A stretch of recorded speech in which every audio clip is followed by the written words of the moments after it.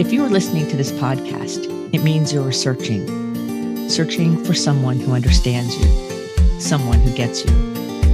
You are yearning to be understood and to belong. Welcome to the Someone Gets Me podcast, where we help smart, talented, and sensitive people navigate an often insensitive world. I am Dianne A, your host. My roles as ambassador, author, speaker, and intuitive mentor for bright and talented people are woven into each episode.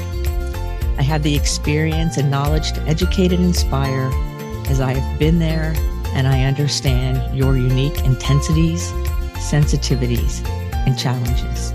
Welcome.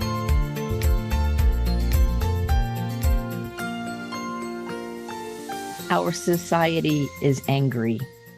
Hi, friends. This episode deals with a topic that is all too prevalent these days. I've been teaching about anger and healthy ways to take care of anger for decades and decades. And it just seems like there's so many people missing the point these days, if they even want to see the point. So I want to talk about anger for a little bit today and how intensely sensitive people can navigate this world, but also to understand a little bit more about where it all comes from and the various things that come together and how to move forward. Because I think anger gives us a lot of energy, but I don't know that it moves us forward unless we're focused that energy in a proper place. So understanding that our society is very complex and there's no one single answer for anybody, and no two people necessarily have the same solutions. But there are some overarching ideas and concepts that I think are helpful. We see anger showing up all over the place in the world. We see it with bullying. We see it with harming others mentally, emotionally, physically, sexually. That's all anger. We see it in gossip. Gossip is a form of anger. And we begin to start seeing that hostile way of being, that defensiveness, all is anger. Now, the thing about anger that I like to talk about or remind us, I guess, is that when somebody is angry over a period of time, then they often have cardiovascular issues, like heart problems or strokes or high blood pressure or whatever, because the cardiovascular system's not meant to be hyped up and angry all the time. So where does anger come from? I see that anger comes from pain. Anger itself is a secondary emotion. It does not come all by itself. So if somebody is angry, if you are angry, and that includes being irritated and frustrated, those are forms of anger. Depression is a form of anger. Passive aggressiveness, that's a form of anger. Giving somebody the silent treatment, shutting down, that's a form of anger. So if you have any of those, what you're really saying is that there's pain in there. And because it's socially acceptable to convert that pain into anger, we are all conditioned to do that. And there's 8 different kinds of pain. It's not always simple. Some people, you can have physical pain that's acute or chronic. You can have emotional pain or mental pain or spiritual pain or physical pain, right? There's all kinds of pain and they add up. Have you ever had a time where you kind of had like maybe a mild headache or a mild backache through most of the day, and it was kind of nagging you, but you could push through it and it was there, but it wasn't really running the show. And then by the end of the day, one little thing goes wrong in your mind and you're blowing up and you're like, oh my gosh, why am I blowing up? Well, you're blowing up because that little tedious pain that's been going on all day has worn you down. And then the other thing happens that creates a level of pain and you blow up in anger. So anger is a secondary feeling. So it was really liberating for me because, see, I didn't feel anger necessarily years ago as anger expressed outwardly. I experienced more as frustration or being irritated or depression or anxiety. Yet it's all coming from the same thing, unresolved pain. With the 8 levels of pain, there are times where it all adds up. It's cumulative. It's also synergistic. So a lot of people have said to me in all the clinical work I've done over the years, well, I don't have any big thing to be angry about. You don't have to. It can be a lot of little things, and they can be unrelated little things. So it's very important to understand that pain starts the anger cycle. Now, my definition of pain is we are disconnected from our source. So if you get up in the middle of the night and you're going to the bathroom and you stub your toe and you're like really angry and in pain, you're disconnected from the source of your peace and rest and sleep. So when we are disconnected in any one of those 8 areas, we are at risk of being in pain and escalating our anger. Now, one of the levels of pain that I coined a long time ago, actually, in a group in a treatment center, is imaginational pain. And that doesn't mean you're making it up. What it means is that what you think something is going to be and what it really is are often different. And so that disparity is imaginational pain. So it's kind of like, you go on a first date with somebody and you imagine it's going to be amazing and wonderful, and you've been talking on the phone and you can't wait to meet this person. It's going to be so exciting. And then you go on the date and your mind is telling you all these stories about it and it feels really good and everything's wonderful. And then it all kind of flops a little later, right? The next day, the next week. And so that pain you feel, that imaginational pain, is the difference between what your imagination was telling you that date, that friendship, that relationship was going to be like and how it actually was. We all have imaginational pains in different ways, like when you get a new job or you get another car, or you buy a house, or anything you do, you go clothes shopping. You have one idea in your mind, a different thing is happening. That disparity creates imaginational pain. And a lot of the intensely sensitive, gifted people that I work with have a lot of imaginational pain because they have very high standards. They process the world differently. Things happen in a different kind of sensitivity level. And so there's often a lot of imaginational pain. And so when I say to them, when they're dealing with their anger, let's talk about that kind of pain, they're like, I'm not in pain. Well, it's not physical pain. It's not emotional grief type pain necessarily, but it is a separation. It's a separation from what I thought it was going to be. That creates a level of pain. And now the other emotion that we must mention here is fear. Fear, the function of fear means to get ready, but fear itself is like turning up the heat on any kind of pain or anger. So if I'm already a little worn down, like my previous example, and I'm kind of tired and I get angry, but if something happens where fear gets triggered and I'm angry, then that's when sometimes people can blow up and be all angry and, and do things they regret. So it's very important to realize that fear has a big role in it because it can escalate things. But anytime you're angry, fearful, upset, all of those things, they all work together. And one is not without the other. Anger is a secondary feeling. And so our society has a lot of anger in it right now. One of the big reasons, one of the big causes of societal anger is intergenerational pain. Intergenerational pain is something, I've been speaking about for years and years, because we live in a society that was founded with a lot of stoicism and a lot of survival. We just have to make it through. Sitting around a group and talking about your feelings or doing spiritual work and all of those things were unheard of centuries ago because people were just trying to survive, right? So that grief has been passed down through the generations.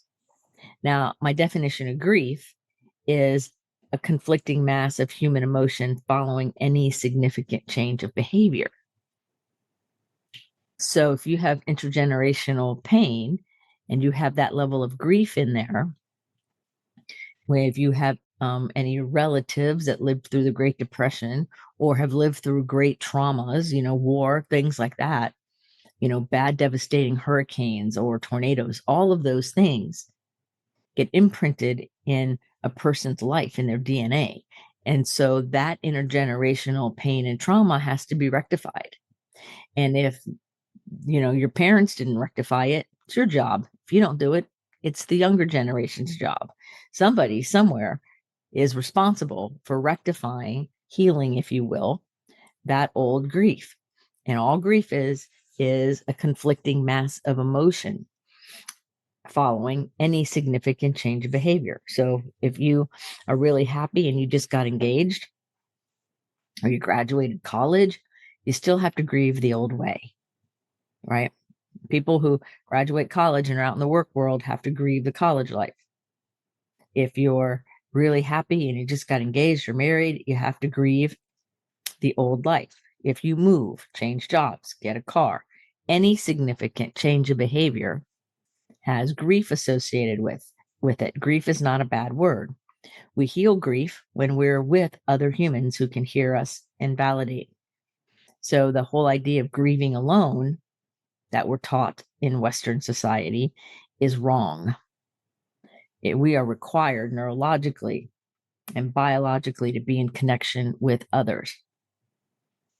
Another big intergenerational transmission of pain is immigration. When people have immigrated or emigrated and they land in a different world, there is a lot of grief with that. Even if the decision was a good one and it was a positive experience and everything works out, there is still grief involved because of the significant change of behavior. And so many people over the centuries have not paid attention to that level of grief, that deep-seated pain of disconnection. And it's showing up in the world in mass numbers today because people have not done the work. They have not done the healing. Either they didn't think they need to, they didn't know it was a thing, or they're outright denying it. But regardless, it's time that we all started waking up and realizing that this intergenerational pain is real and it's causing a high majority of the problems we're seeing in our society and culture here right now today. The second thing that I see a lot of is shame. Shame means I am no good. Now that's very different than guilt. Guilt means I made a mistake. Shame means I am a mistake. And so people who have high shame levels often have like a false pride. They often are avoidant. They often don't have a lot of emotional confidence because they're shamed. They have a lot of learned helplessness and they tend to kind of run away from things often, or they overcompensate and go the other way. When somebody who's feeling deep shame, like they are the mistake, and there's no reason for them to be here kind of thing, like it's that deep, it would be expected over time that they would end up coming into a place of rage because of how deep the pain is. Remember, rage is part of anger. It comes from pain. So if you're walking around believing you are no good and you have no reason to be here on earth, over time, you keep adding other layers of the other kinds of pain on top of that belief, and you will soon be rageful. And so it's important that we realize that all of us belong here. Every person is here on planet Earth for a beautiful reason. We don't have to agree with the reason or know the reason. And sometimes part of our own journey is figuring out what our own reason is, right? Like, how did I land here? But the point is, everybody is perfect, whole, and complete just exactly as they are. That belief that we're not good enough, we don't measure up, or we are the mistake is a cultural lie that has been taught. And thankfully, we can unlearn that and we can replace it. Another part of anger that I see is the increasingly rushing, move fast mentality. The attention span is 2 seconds or 1 second or 3 seconds, and everything seems to be hard and we have to go, and it's increasing stress constantly. So much so that I would call it toxic stress. And I would also notice that some kinds of success would be called toxic success, right? Where things are so polluted and so poisoned and so toxic, even though it might look okay on the outside, where we are taught to move fast, keep going, gain, gain, gain, work, work, work in order to get to wherever it is we think we're going. And it becomes this very toxic environment. I've had it happen in work environments I've been in where it was very toxic because the expectation was to work yourself to the ground. And even then, it wasn't enough. I had a job one time where I was due my vacation and then some. And this was a long time ago because I was told if I went someplace I was unreachable, that I would be fired. And they meant by, fax and landline and things like that back then. Cell phones weren't all that great, weren't all that big. And I'm like, wow, you want me to be a prisoner to your own way of being. That's a level of pain and anger. And so sooner or later, when people are pushed and pushed and pushed and pushed, they become rageful. Now, sometimes rage turns out to be very extreme depression, which can lead to suicidal ideations and actually somebody choosing suicide, because suicide's a form of rage. Or it can be externalized when somebody acts their rage out on themselves or others. So just because somebody's quiet doesn't mean they're not feeling that toxic effect. So our society is really, really angry. I know you agree with me. You're probably feeling some levels of anger yourself. It's kind of odd, I guess. I just recently had some work done in my house, and I've been angry on and off for a few weeks now over this one situation that's multiple layers. And I noticed just a few days ago how weary emotionally that I can feel sometimes without lots of rest and lots of work to transcend and step above what's happening. It takes effort, it takes energy, it takes focus to free ourselves from that trance, that cultural trance of anger and upset and just the toxic nature of it all, I guess. So when we're disconnected from other people, because anger disconnects us from other people, we end up suffering more. So, there's a lot of research out there that says that if somebody's sick or ill or they have a broken bone or whatever, and they need some healing, that you heal like 80 to 85% faster if you're connected to other humans in the process. If you have a friend or a family member, a loved one who's kind of in your corner, right? And that's important. So the whole idea that we have to grieve alone or take care of everything on our own is old news. It doesn't work. And in fact, when we have people in our lives and we allow people in our lives, we have an 85% improvement in how we heal or rectify whatever the situation is. So it's very important that we allow people in our world. Now, I have some things that we can do because this sounds really big, right? And it is big. The intergenerational pain and traumas, for some of us, takes a long time to heal. It's a lot of work. It's a lot of effort. You may have to distance yourself from some friends. You may have to distance yourself from some family and love them from afar. Healing shame also takes a lot of effort, because if you've lived, most of your life believing that you're unworthy and not good enough, then, that's going to create imposter syndrome and all of those things. It takes effort to start believing that you are good enough, you are valuable, really, not just in your mind, not just understanding in your head, but being able to feel and connect with your own inherent value. So just those two things there take a lot of work. And then when you look at the rushing around and just being angry and toxic in general, that takes some daily maintenance, doesn't it? Where we have to deal with people who are angry or road rage or this or that. And we have to keep taking care of ourselves so that even when we're angry and frustrated because of our pain level, that it doesn't run us. It doesn't get in us and run our way of being. So here are a couple ideas. The first thing, like these are kind of like in order, of what you would want to do. The first thing would be to start gaining some awareness, which is what I was just talking about, giving some awareness to the fact That anger just isn't like when people go, oh, I don't know, I'm just angry. That's not possible. It comes from pain. So we have to be willing to gain awareness into what is it? What are the kinds of pain? What is happening that is creating this anger? And that takes being open-minded, open-hearted, and paying attention. And some people have the undisclosed motive or maybe the disclosed motive of not having any awareness. They want to keep their head in the sand.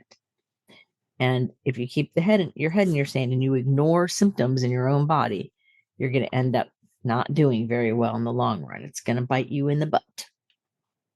The second thing you want to pay attention to is you want to tell yourself the truth. First yourself, then others. That means the truth of what's really going on. So if I gain awareness of, boy, this depression I'm feeling or this anxiety, which a lot of intensely sensitive, gifted people feel, a lot of depression and anxiety. Why? Because they have emotional pain, disconnection. They have spiritual pain, disconnection. They have mental pain, disconnection. And it converts into anxiety, depression, and feeling not part of, out of sync or something. So first we have to tell ourselves the truth, like, whoa, I didn't know there were 8 kinds of pains I could feel that fuel anger. I didn't know they were synergistic and cumulative. Let's see what I have in each category. Let's see what's going on, and telling ourselves the truth about it. Because people are good at denial, right? We can hold cognitive dissonance, especially gifted people. We can believe one thing and believe another thing, and they can be contradictory, and we can still hold them both in our head. So we have to be willing to tell the truth to ourselves and then others, a trusted other, of course. And we have to be willing to say, wow, this really is a state of affairs, or wow, this really is what's going on. We have to be willing to do that. And again, sometimes it takes a lot of work on the awareness piece in order to be willing to tell the truth to ourselves, because sometimes our ego, that's not our amigo, would rather have us hold on to something that's familiar pain, something that's comfortable, even if it's hurting you. Let me say that again. Sometimes your ego, that's not your amigo, will have you holding on to pain and difficulty, even when it's hurting you, because that part of us does not want to have to change. So the third thing is to be open to the fact that there's another way. We want to be willing to think and do something different. So we're all stuck in our ruts, right? And in our routines. And there's such a thing that I call familiar pain. And that means that this pain is so familiar to me that I will choose this pain over being happy, over being joyful, over the transformation. Whatever it is, I will pick that pain every time. That's where self-sabotage comes from, the fear of success. Anytime you've self-sabotaged, you've been afraid of success. And so we stay stuck in the familiar pain. I've even had various clients of mine over the years start to make changes, and they're doing pretty good, and they're feeling good, and they're healing the traumas, and they're healing the pain, and they're getting rid of the shame, and they're making headway. And then all of a sudden they just say, you know what? I'm used to this pain. I know the rules of this pain. I think I'm just going to stay right here. And they basically refuse to keep going forward, and they end up going backward, and they end up feeling even worse than they did when they started the journey, because they intentionally stopped their own growth. So we want to be open and willing that there's another way. Einstein said you can't solve a problem with the same thinking that created it. So it's important that we remember and we realize, especially in those times where we're all confused or angry or upset, that our answers to whatever the questions are not in the same type and kind of thinking that we have been doing previously. Because if it was there, we would have already had it and we wouldn't be frustrated or angry. So you see, it's a very pervasive situation here, because we live in a culture and a society that perpetuates anger in entertainment and in daily life. So next thing you want to do is you want to really look at your life. Really look at it. Some people would say take an inventory of it. Look at it. Where is fear involved? Where is anger involved? Where Are you being selfish? Where are you being generous? Because nobody's all any one thing. There's always a blend. Like, where is it? What's really going on? And then make some decisions about how you want to move forward. I always tell people, so when you realize something about yourself, you ask the question, is this something I want to take with me from here on out? Or is this something I want to leave at the current train station, so to speak? Make sense? I hope I'm making sense. Anyway, oh my gosh, it's such a big, heavy topic, but it matters because if we don't learn how to heal the pain and we don't learn that anger comes from pain, then we're destined to just live in these toxic, angry, nasty feeling kind of lives. And we don't deserve that. We deserve something much better. So after we pay attention to what's going on, then we begin to say, okay, what do I deserve here? Well, what I deserve here is peace and harmony and joy. I deserve to live my best life in a way that serves myself and others. I deserve to be a beneficial presence, right? If we're going to claim those things and be those things, then it's very important that we pay attention to that we start to do the work that gets rid of the lower pain, anger cycle, and we begin to have a cycle of joy and freedom and peace and love and kindness and generosity. That is totally possible. So the antidote for being trapped in the energy of an angry society and being stuck in this nasty place of feeling all this tension, the antidote is radical self-care and kindness. It's compassion for yourself and others for the grand adventure of being human. It's learning how to be patient and tolerant with yourself and others. And it's important that we set healthy boundaries, that our boundaries are not like electric fences, but yet they're the criteria that we know how close to let someone to us and how much of us we can show up into the world. See, a lot of people that have a lot of pain and anger, it's because they put way more of themselves in the world in different times and is really prudent. So you don't want to have 100% of yourself always open and out in the world when it doesn't call for that. So healthy boundaries matter. The inner boundaries, which is how much of you are you allowing to show up, and the outer boundaries, what's the criteria that others need to meet in order to be in your world in different ways. So those are some of the ideas. Some of the other ideas too that keep coming to me are about being connected to others of like mind, gifted and talented people, intensely sensitive people, people who manage teams, right? People in the work environment where there's lots of people around you. It's really important that we have clear boundaries. We know how much of us is showing up. And we also know the criteria that other people have to meet in order to get close to us. We know the difference between being friends and being friendly. We know the difference between a coworker and a best friend. Because like I said in the beginning, gossip is anger. Gossip is the same vibration as murder. You can't take it back once you do it. So sometimes people gossip just to be heard, just to be in that dopamine rush of it all, and don't realize the negative consequences that gossip will have on themselves and others. Now, if you're the listener of the gossip, you're equally as guilty. So if somebody comes to you and they're trying to gossip, you say, no, don't tell me. I don't want to know. Whatever it is, no, I don't want to know. So that you can then be free of the toxicity. So friends, we live right now in an angry society, a society that has lots of different views and is polarized in lots of different places and ways. So I believe it's the role of an intensely sensitive person, of a gifted person, to take the high road, to do the work necessary to heal the generations of pain that came before us, to realize that we are worthy, we are good enough, and the idea that we are inherently flawed is not true. It's our responsibility to take care of ourselves and slow down this hurry, hurry, hurry, hurry, hurry mentality.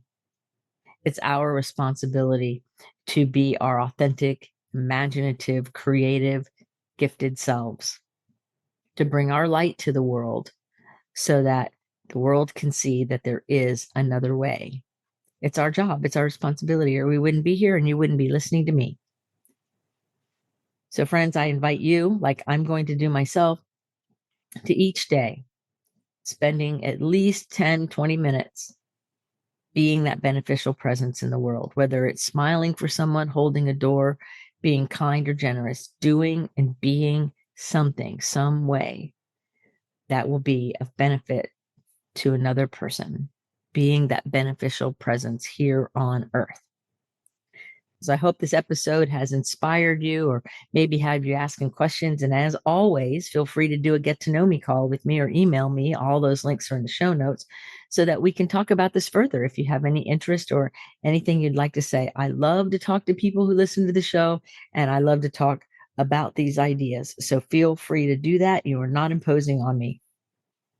Until the next episode of Someone Gets Me, put your face to the sun so the shadows fall behind you because you're a rock star. You are here on purpose with a very mighty purpose. So go out there, go forward from this show right now and allow yourself to be free of the toxicity that comes with unresolved grief. It's okay to heal. You can do it. I believe in you. Until the next episode, be well. Are you tired of searching for someone to understand you? Join our Facebook group, Someone Gets Me. In this group, you will be able to connect with others who are intense, sensitive, smart, and talented. I share my insights and teachings, and you can connect with others in a real, authentic, safe forum. So join us today. Someone Gets Me.